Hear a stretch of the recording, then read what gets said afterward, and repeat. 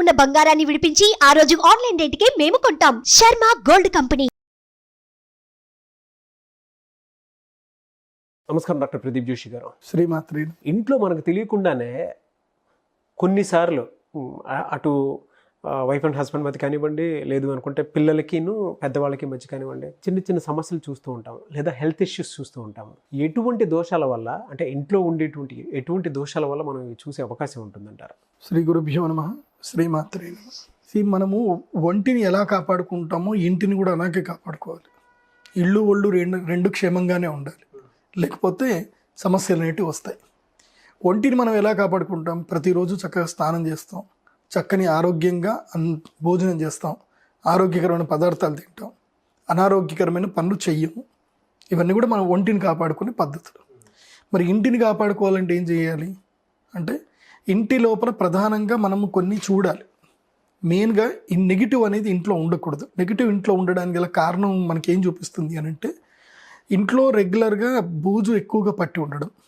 ఇంట్లో బూజు పట్టింది ఉందనుకోండి, అది అనారోగ్యానికి సూచన. అది బికాజ్ ఎక్కడైతే కనుక డస్ట్ ఎక్కువగా ఉందో, బూజు ఎక్కువగా ఉందో, ఆ ఇంట్లో ఏం జరుగుతుంది అని అంటే, మనకు తెలియకుండానే డస్ట్ అనేది ఇంట్లో పేరుకుపోతుంది.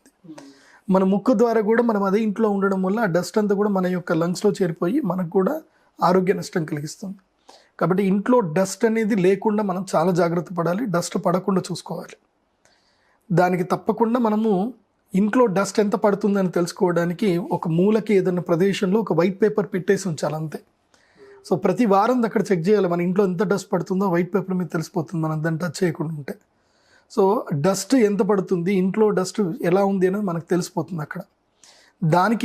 దాని నుంచి మనం ఓవర్కమ్ చేయాలంటే మనకు తప్పకుండా ఇంట్లో మంచి వెంటిలేషన్ ఉండాలి. ఇంట్లో వెంటిలేషన్ లేదనుకోండి, ఆ ఇంట్లో ఉండకూడదని శాస్త్రం చెప్తుంది. ఎందుకోసం అంటే, ప్రశ్న సమాధానం లెక్క ఇంట్లో ఒక డోర్ ఉంది అనుకోండి, ఒక డోర్కి ఆపోజిట్ విండో ఉండాల్సిందే తప్పకుండా. విండోకి మళ్ళీ డోర్ ఉండాలి. సో తప్పకుండా వెంటిలేషన్ అనేది ఇంట్లో తప్పకుండా ఉండాలి. డోర్కి కిటికీ, కిటికీకి డోర్, ఇవి రెండు ఆపోజిట్లో ఉండాలి. ఉంటే ఏం జరుగుతుందంటే, ఇంట్లోకి వెంటిలేషన్ ఎట్లాగైతే గాలి వస్తుందో, వచ్చిన గాలి వచ్చినట్టు ఆ యొక్క డస్ట్ని తీసుకొని బయటికి వెళ్ళిపోతూ ఉంటుంది. ఇలా ఎయిర్ ఫ్లోటింగ్ అనేది ఇంట్లో తప్పకుండా ఉండాలి. ఏ ఇంట్లో అయితే కనుక ఎయిర్ ఫ్లోటింగ్ సరిగ్గా ఉండదు, వెంటిలేషన్ సరిగ్గా ఉండదు, ఆ ఇంట్లో అనారోగ్యాలు తిష్ట వేస్తాయి. ఇది వాస్తుశాస్త్రం కూడా చెప్తుంది. అదేవిధంగా ఇంట్లో ప్రతి చోట కూడా సన్లైట్ పడేటట్టు చేయాలి. ఇంట్లోకి మొత్తం కూడా సూర్యుడి వెలుగు మంచిగా ధారాళంగా పడాలి. మునుపటి కాలంలో మనకు కొంచెం భయాలు ఎక్కువ ఉంటుండే కాబట్టి చిన్న చిన్న కిటికీలు కట్టుకున్నాం. అట్లా ఉండకూడదు. చిన్న చిన్న కిటికీలు కాదు, మంచి పెద్ద విండోస్ ఉండాలి. మంచి గ్రిల్స్ పెట్టించుకోండి వాటికి. ఇంట్లో ఇట్లా ఓపెన్ చేస్తే చక్కగా గాలి, చక్కగా ఎండ మంచిగా ఇంట్లోకి రావాలి. అలా వస్తే మంచిది. కొంతమంది ఇంట్లో కొన్ని నెగిటివ్స్ జరుగుతాయి. ఇవి మీకు ఒక సిమ్టమ్స్ చెప్తాను. ఈ సిమ్టమ్స్ మీరు ఫాలో అవ్వండి. ఒకవేళ అవుతే కనుక ఎస్, మీ ఇంట్లో కొంచెం నెగిటివ్ ఎనర్జీస్ ఉన్నాయి అని మీకు అర్థం. ఏమిటంటే, మీకు తెలియకుండానే అకస్మాత్తుగా ఇంట్లో ఎప్పుడైనా ప్రతి నెల అమావాస్య రోజున ఇంట్లో అందరు కూడా కొంచెం కోపంగా బిహేవ్ చేయడము, ఇంట్లో గొడవలు అవ్వడము. ముఖ్యంగా అమావాస్య, పౌర్ణమి రోజుల్లో గొడవలు ఎక్కువగా జరుగుతున్నాయి. ఇంట్లో రక్తం బొట్టు ఎక్కడ ఏదైనా సరే ఎవరికొకరికి ఏదో చిన్న దెబ్బ దాకు ఏదో తగిలో రక్తం పడతా ఉంటుంది రెగ్యులర్గా.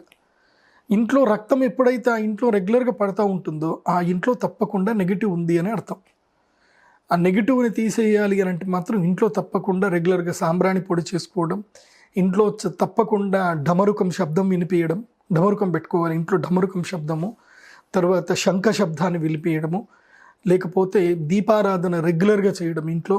ఇవి చాలా ఇంపార్టెంట్. ఇవన్నీ కూడా ఇవి చేసుకుంటేనే మంచిది. తర్వాత ఇంటికి ఏం చేయాలంటే, ప్రతి అమావాస్య ఏం చేయాలంటే, ఇంట్లో నుంచి అందరూ కూడా బయటకు వచ్చి, అమావాస్య సాయంత్రం 6 గంటల తర్వాత ఏం చేయాలంటే, ఇంట్లో నుంచి అందరూ బయటకు వచ్చేసి ఏం చేయాలంటే, ఇంటికి కొబ్బరికాయ మీద ఒక కర్పూరం వెలిగించి, అది ఇంటికి కానీ షాప్కి కానీ, ఇప్పుడు కొన్ని షాప్స్కి కూడా కొన్ని అసలు బిజినెసే ఉండదు. సో అమావాస్య రోజు ఏం చేయాలి అని అంటే కనుక, కొబ్బరికాయ మీద కర్పూరం వెలిగించి చక్కగా రైట్ సైడ్ ఇలా హారతి తిప్పి, మళ్ళీ లెఫ్ట్ సైడ్ కూడా హారతి తిప్పి, ఇలా లెఫ్ట్ సైడ్ తిప్పుతూ కొబ్బరికాయని పగలగొట్టేసేయాలి కర్పూరం కింద వేసేసి. ఆ తర్వాత ఏం చేయాలి, నిమ్మకాయ ఉంటుంది కదా, నిమ్మకాయని కూడా ముందు కోసి కరెక్ట్గా మధ్యలో గడప దగ్గర కోసి, అటుపక్కన ఇటుపక్కన పెట్టి దాంట్లో పసుపు కుంకుమ వేసి, అక్కడ కూడా ఇంత కర్పూరం వెలిగించాలి నిమ్మకాయల మీద. ఇలా వెలిగించి ఏవైతే కనుక కుంకుమ నీళ్ళు ఉంటాయి కదా, కుంకుమ నీళ్ళు గడపకి వేయాలి. ఇంకా ఇంట్లో కొంచెం చిత్ర విచిత్రమైన సంఘటనలు జరుగుతున్నాయి, ఇంట్లో ఎవరికైనా ఒకళ్ళకి అనారోగ్యంగా ఉంటుంది, దెబ్బలు తాకుతున్నాయి అని అంటే అమావాస్య రోజు ఏం చేయాలి అని అంటే ఈ యొక్క కుంకుమ నీళ్ళు ఉంటాయి కదా, కుంకుమ నీళ్ళన్నీ కూడా తీసుకొని ఒక పాత్రలో వేసి కుంకుమ వేసి అందులోపల అమ్మవారి యొక్క మంత్రం చెప్తూ శ్రీమాత్రే నమః శ్రీమాత్రే నమః అని మంత్రం చెప్తూ నీళ్లు పోయాలి. కుంకుమ మీద నీళ్లు పోసి కుంకుమ మొత్తం కూడా ఇది పారాణి లెక్క తయారవుతుంది, అంటే ఎర్రగా తయారవుతుంది నీళ్ళు. ఆ ఎర్రటి నీళ్ళని ఏం చేయాలి అని అంటే ఇంటి చుట్టూ కూడా ఏం చేయాలంటే ఇలా ధారగా పోసుకుంటూ రావాలి ఇంటి చుట్టూ. మీరు ఏ మంత్రాలు అక్కర్లేదు, శ్రీమాత్రే నమః అమ్మవారి యొక్క మంత్రం, దానికి మించిన గొప్ప మంత్రం ప్రపంచంలో ఏది లేదు. శ్రీమాత్రే నమః అనే మంత్రంతో చక్కగా ఇంటి చుట్టూ ఈ యొక్క కుంకుమ నీళ్లు పోయాలి. కుంకుమ నీళ్లు ఇంటి చుట్టూ పోసుకోవడం వల్ల ఏం జరుగుతుందంటే ఇంట్లోకి ఏ నెగిటివ్స్ రావు, ఉన్నా సరే ఇంకా బయటికి వెళ్ళిపోతాయి. ఇంకా ఇది ఇందాక చెప్పిన అమావాస్య అంతా చేసిన తర్వాత చేయాలి. తర్వాత గుమ్మడికాయ కొట్టడం కూడా ఒక విధంగా మంచిదే.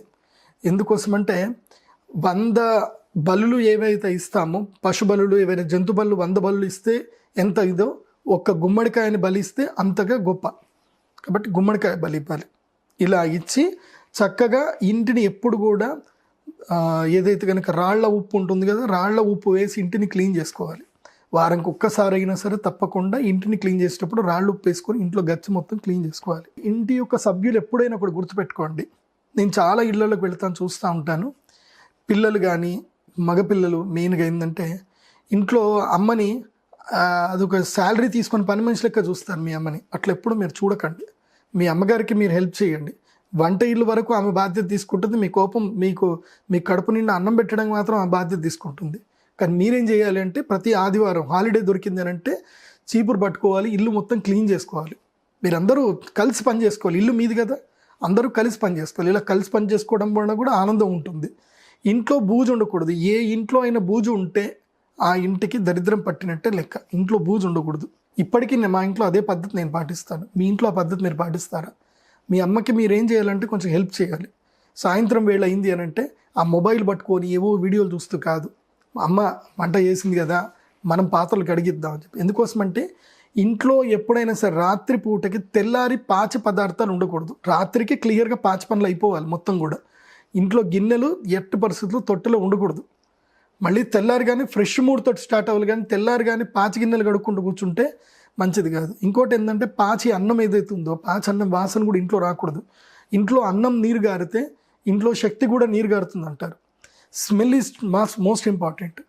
వాసన వచ్చిందనుకోండి, ఆ బ్యాడ్ స్మెల్ ఇంట్లో వచ్చిందనుకోండి, పాచి వాసన, ఇంకా ఇంట్లో మూడు కూడా చనిపోతుంది, మూడు కూడా పోతుంది. ఆ తర్వాత ఆ పాజిటివ్ ఎనర్జీ ఏదైతే ఉందో అది స్పాయిల్ అయిపోతుంది. True and thank you so much doctor Pradeep Joshi గారు. సుమన్ టీవీలో మీ పర్సనల్ అండ్ బిజినెస్ ప్రమోషన్స్ కోసం కింది నెంబర్కి కాంటాక్ట్ చేయండి.